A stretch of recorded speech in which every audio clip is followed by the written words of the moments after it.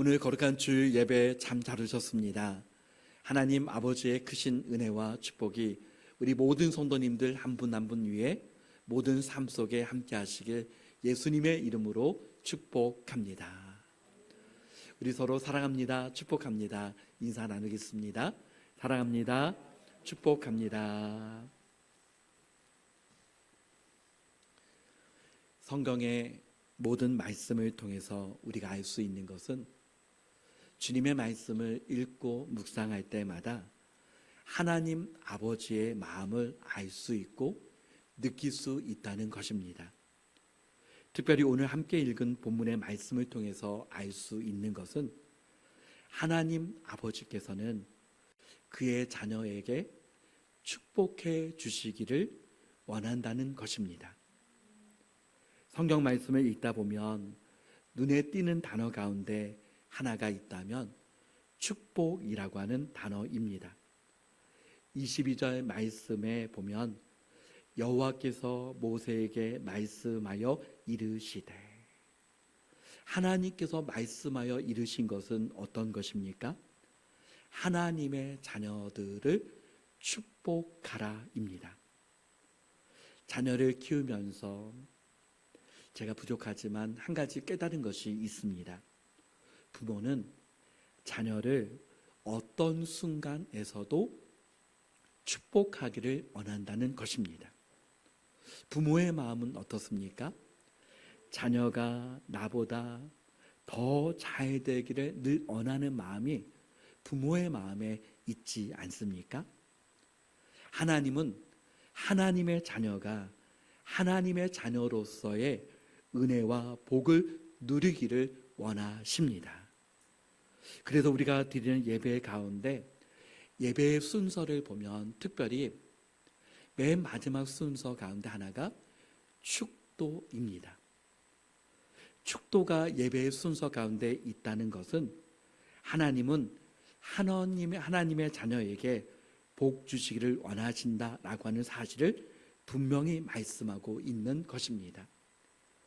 세상의 사람들은 복의 근원이 세상에 있다라고 생각을 합니다. 그러나 복의 근원은 하나님께 있습니다. 시편 16편 2절 말씀에 내가 여호와께 아뢰되 주는 나의 주님이시오니 주밖에는 나의 복이 없다 하였나이다. 주밖에는 나의 복이 없다 하였나이다. 이 고백이 저와 우리 모든 성도님들의 고백이 되시기를 바랍니다. 하나님은 아브라함에게 말씀하셨습니다. 창세기 12장 2절 말씀을 우리 다 같이 한번 읽어보겠습니다. 내가 너로 큰 민족을 이루고 내게 복을 주어 내 이름을 창대하게 하리니 너는 복이 될지라. 아멘. 너는 복이 될지라. 아브라함에게 약속하신 말씀하신 그 복은 궁극적으로는 예수 그리스도를 통하여 주시는 하나님의 축복을 말씀하는 것입니다.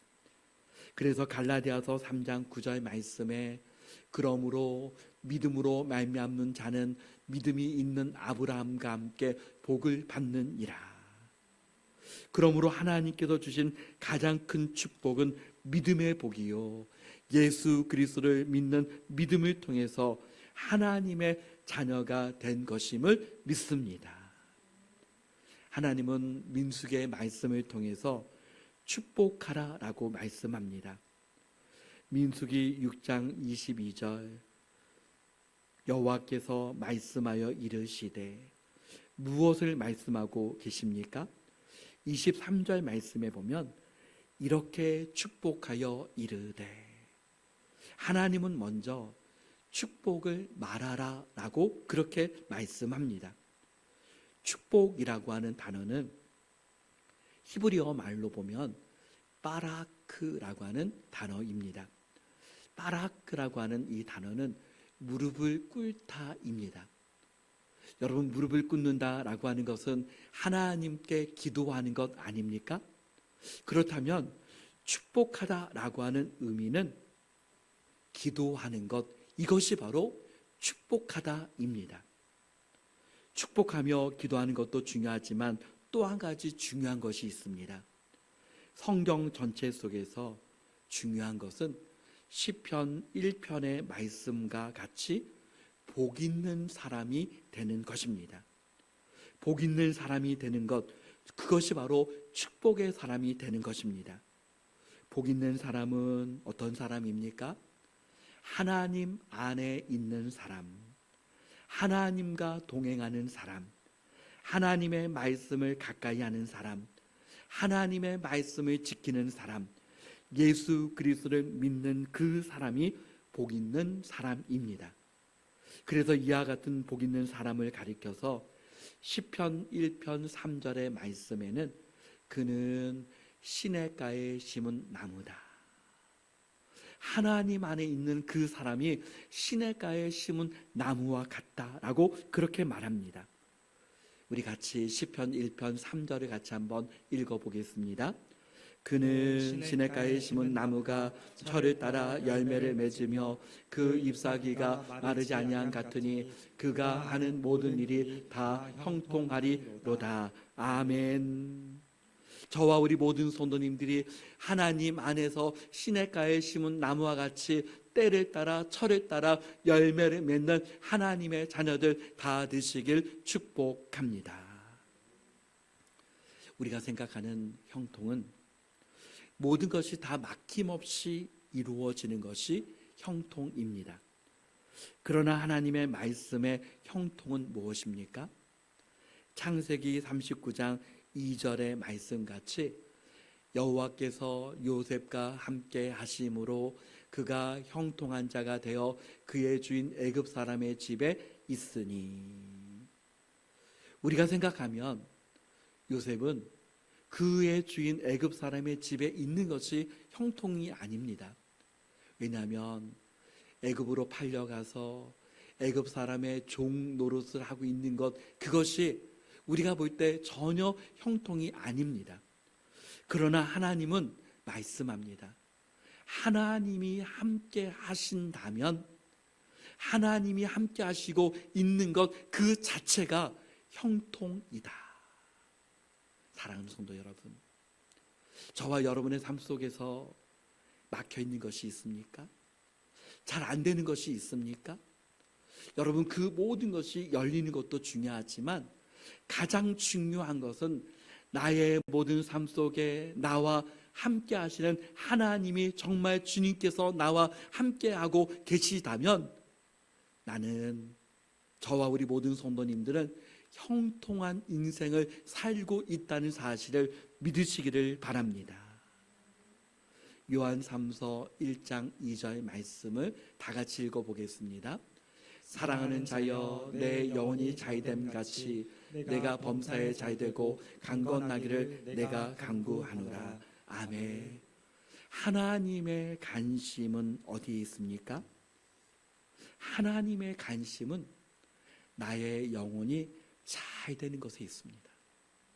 나의 영혼이 자유되는 것에 하나님의 관심이 있습니다.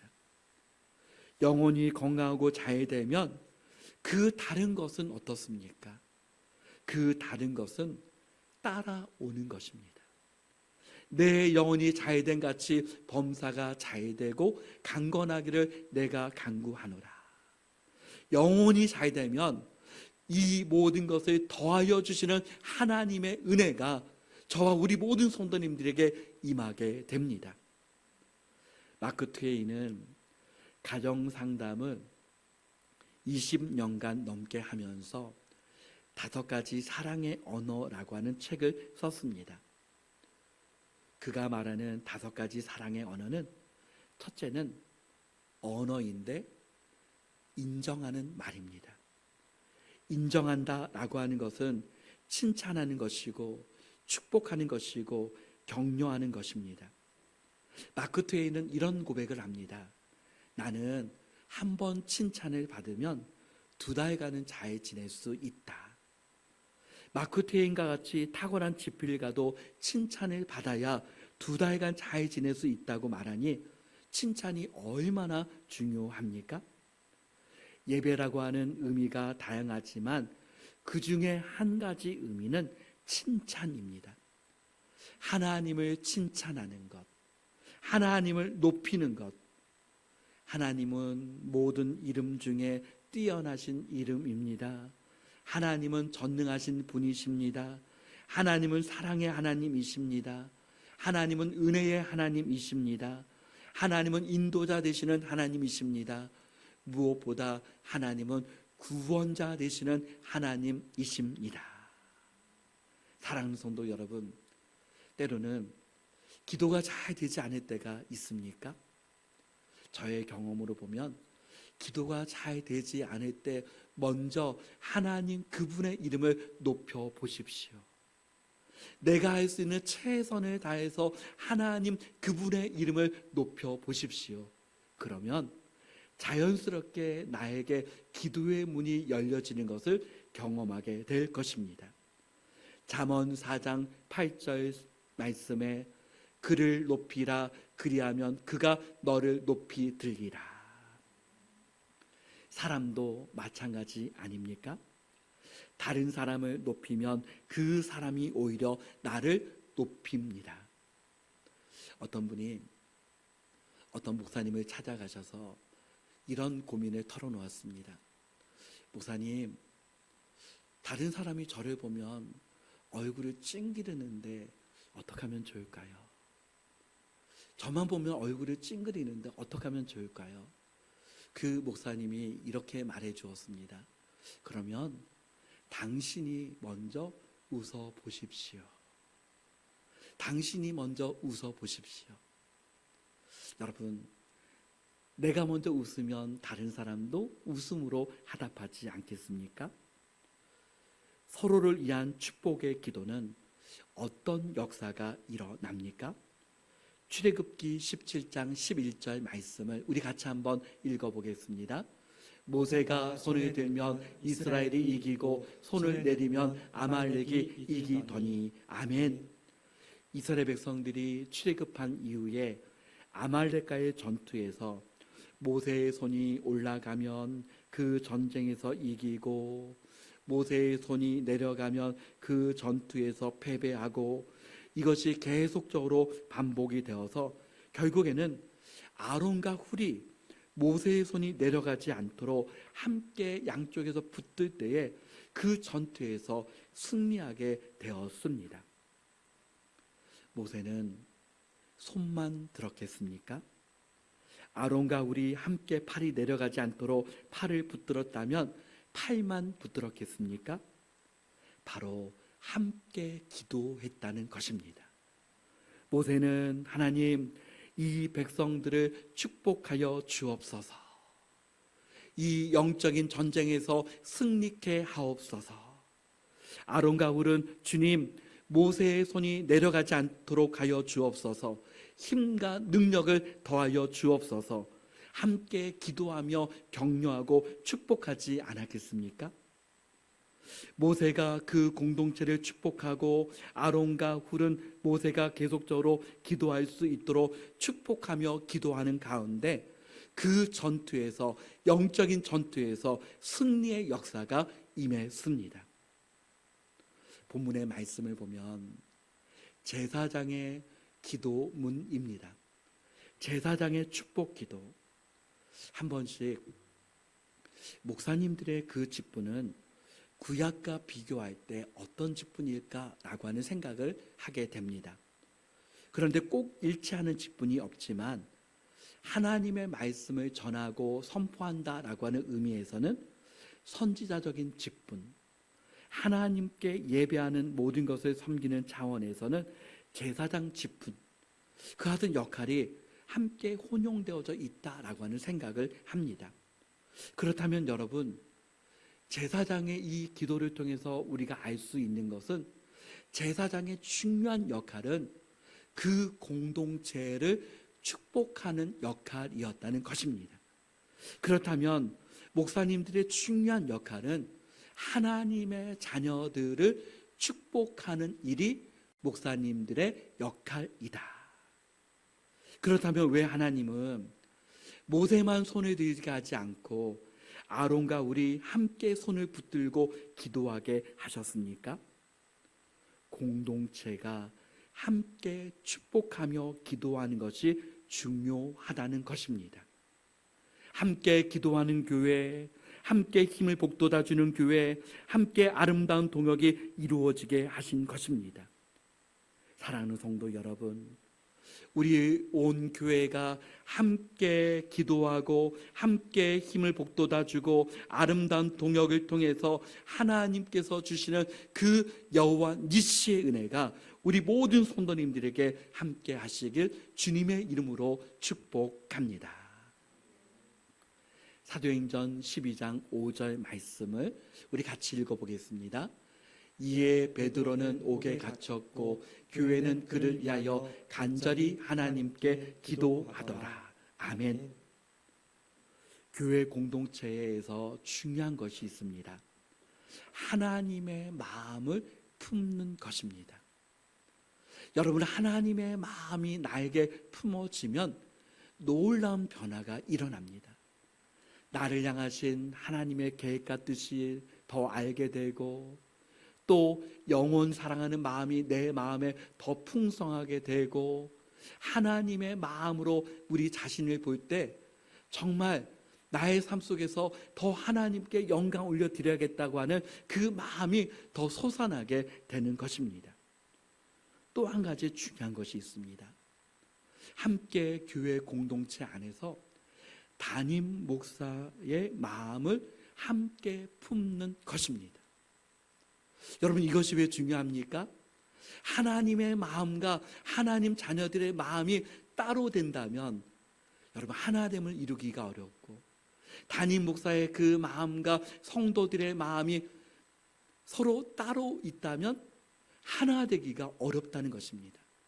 하나님의 마음이 품어지고 담임 목사의 그 마음이 온 성도들과 함께 품어질 때에 주님의 몸된 교회가 한마음 한뜻으로 하나님께 영광 올려드리는 축복의 공동체가 되는 줄 믿습니다.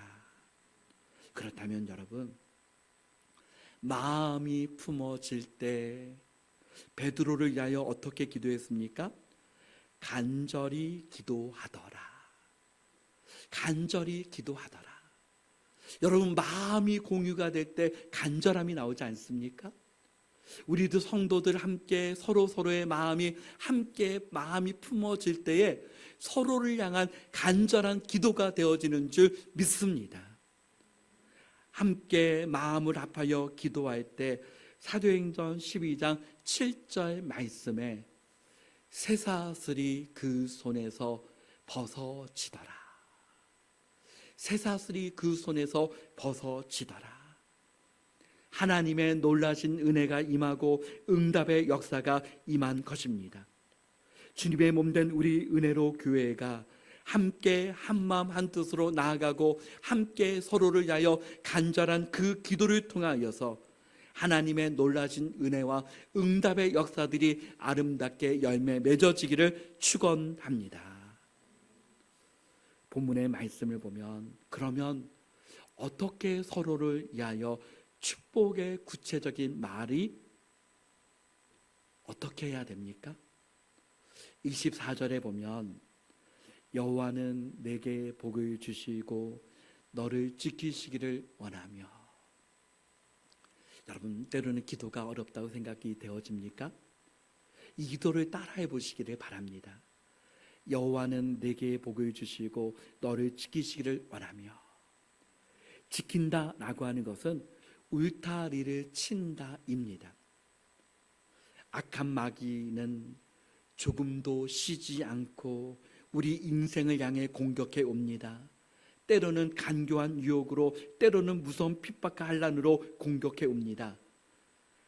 이때 하나님만이 우리의 참된 울타리가 되는 줄 믿습니다. 여러분, 세상의 울타리는 빈틈이 있습니다. 그러나 하나님의 울타리는 빈틈이 없도록 우리를 지키시는 줄 믿습니다. 요한일서 5장 18절 말씀에 보면은 하나님께로부터 난 자는 다 범죄하지 아니하는 줄을 우리가 아노라. 하나님께로부터 나신 자가 그를 지키심에 악한 자가 그를 만지지도 못하느니라. 악한 자가 그를 만지지도 못하느니라. 시편 기자의 고백과 같이 하나님은 피난처가 되시고 하나님은 요새가 되시고 하나님은 방패가 되어주시고 하나님은 우리에게 참 의지자가 되어주십니다. 25절 말씀은 여호와는 그의 얼굴을 내게 비추사 은혜 베푸시기를 원하며, 여호와는 그의 얼굴을 내게 비추사. 여러분, 그의 얼굴을 비춘다는 것이 얼마나 중요합니까?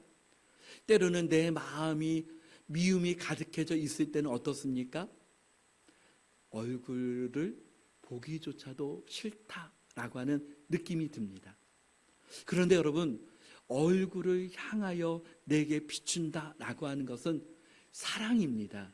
은혜입니다. 하나님께서 온 마음을 향한다라고 하는 뜻입니다. 하나님은 하나님의 자녀에게 온 마음을 향하여 하나님의 은혜와 사랑으로 비추어 주십니다. 은혜는 값으로 정할 수 없는 귀한 것을 값없이 주는 것을 의미합니다. 하나님의 은혜는 값없이 준다라고 하는 그 뜻이 무엇입니까? 이 세상의 그 어떤 것으로도 값으로 매길 수 없는 것이기 때문에 하나님의 은혜는 값없이 주는 것입니다. 저와 우리 모든 성도님들 한 분 한 분에게 예수 그리스도의 십자가의 그 보혈을 통해서 하나님의 은혜가 이 세상의 어떤 것으로도 값으로 싸질 수 없는 그 은혜가 저와 여러분에게 이미 임한 줄 믿습니다. 26절은 여호와는 그 얼굴을 내게로 향하여 드사 평강 주시기를 원하노라. 평강은 사람이 받을 수 있는 복들 가운데 너무나도 귀한 축복 아닙니까? 하나님께서 주시는 평강은 이 세상 그 어떤 것과도 비교할 수 없는 평안이요 평강이 됩니다. 이스라엘 사람들은 그들이 다른 사람에게 베풀 수 있는 가장 큰 축복을 평강이라고 생각해서 만날 때마다 인사를 이렇게 한다고 합니다. 샬롬, 샬롬, 평안하기를 구합니다. 하나님의 평강이 임하기를 원합니다. 샬롬의 의미를 찾아보면 완전하다라고 하는 의미가 있습니다. 하나님께서 당신의 삶을 온전케 하시기를 원합니다. 당신의 마음을 만져주시고 영적인 것을 만져주시고 육신의 연약함을 만져주시고 모든 삶을 만져주셔서 하나님께서 당신의 삶을 온전케 하시는 은혜가 임하시기를 바랍니다. 사랑하는 우리 모든 성도님들에게 하나님의 샬롬이 저와 우리 모든 성도님들 한 분 한 분에게 참 평강이 임하시길 주님의 이름으로 축복합니다. 예수님께서도 죽으신 이후에 부활하신 다음에 두려워서 떨고 있는 제자들에게 첫 번째로 하신 말씀이 너희에게 평강이 있을지어다. 27절 말씀에 보면 어떻습니까? 그들은 이같이 내 이름으로 이스라엘 자손에게 축복할지니 내가 그들에게 복을 주리라. 여러분, 24절부터 26절까지의 말씀을 저와 여러분을 향해서 우리 자신에게 한번 이와 같은 축복을 구하며 하나님 앞에 말씀을 한번 24절부터 26절까지 읽어보겠습니다. 자기 자신을 향해서 기도하는 것입니다. 여호와는 내게 복을 주시고 너를 지키시기를 원하며 여호와는 그 얼굴을 내게 비추사 은혜 베푸시기를 원하며 여호와는 그 얼굴을 내게로 향하여 드사 평강 주시기를 원하노라 할지니라 하라. 아멘. 이 은혜가 저와 모든 성도님들에게 함께 하시기를 바랍니다. 지난 추수감사주의 설교를 통해서 감사는 감사를 낳습니다 라고 하는 말씀을 전한 적이 있습니다.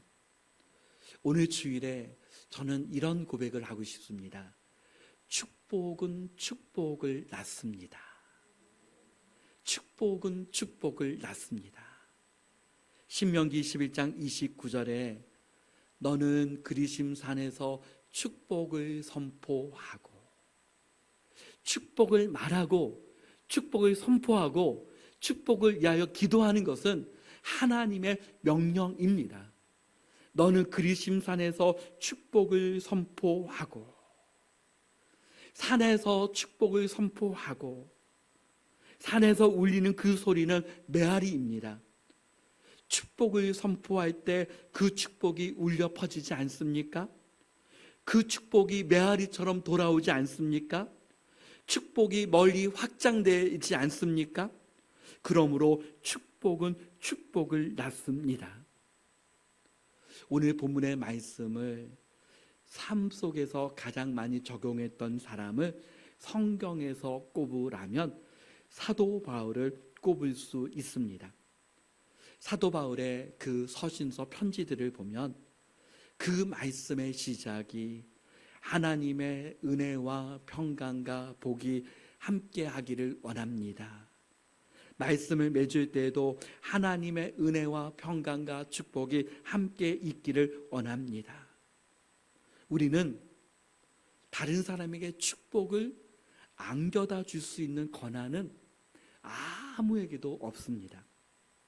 그러나 27절 말씀같이 그들은 이같이 내 이름으로 이스라엘 자손에게 축복할지니, 축복을 말하고 축복을 기도하고 축복을 선포할 수 있습니다. 그러면 내가 그들에게 복을 주리라. 하나님의 약속 아닙니까? 하나님의 약속의 말씀을 믿고 우리의 입술에서 축복이 말하여지고 축복이 기도되어지고 축복을 선포하는 하나님의 자녀들이 다 되시길 바랍니다. 우리의 입술을 열어서 먼저 나 자신을 축복하시기를 바랍니다. 우리의 자녀들을 축복하시기를 바랍니다. 가정을 축복하시기를 바랍니다. 주님의 몸된 교회를 축복하시기를 바랍니다. 나라와 민족과 세계 열방을 향하여 축복하시기를 바랍니다. 그러면 하나님 아버지께서 약속하신 말씀대로 열매가 하나씩 하나씩 나의 삶 속에서 맺어지는 하나님의 은혜가 분명하게 임하게 될 줄 믿습니다. 우리 모든 성도님들 한 분 한 분에게 오늘 주신 말씀과 같이 하나님의 지켜주심, 함께하심, 하나님의 은혜와 평강과 그 축복하시는 은혜가 우리 모든 성도님들에게 함께 하시길 바랍니다. 제사장의 그 기도가 이어져서 고린도후서 13장 13절에 오늘날 예배 시간에 말하여지는 축도의 말씀이 기록이 되었습니다. 우리 함께 고린도후서 13장 11절부터 13절까지 말씀을 우리 같이 한번 읽어보겠습니다. 마지막으로 말하노니 형제들아 기뻐하라. 온전하게 되며 위로를 받으며 마음을 같이하여 평안할지어다. 또 사랑과 평강의 하나님이 너희와 함께 계시리라. 거룩하게 입맞춤으로 서로 문안하라. 모든 성도가 너희에게 문안하느니라. 주 예수 그리스도의 은혜와 하나님의 사랑과 성령의 교통하심이 너희 무리와 함께 있을지어다. 아멘. 사랑하는 성도 여러분, 약속의 말씀을 믿고 이 말씀을 우리의 입술로 기도 가운데 또 선포하는 하나님의 자녀들이 되어서 하나님 아버지께서 그 사랑하는 자녀에게 주시는 그 축복의 분복을 누리는 우리 모든 성도님들 다 되시길 예수 그리스도의 이름으로 축복합니다. 아멘.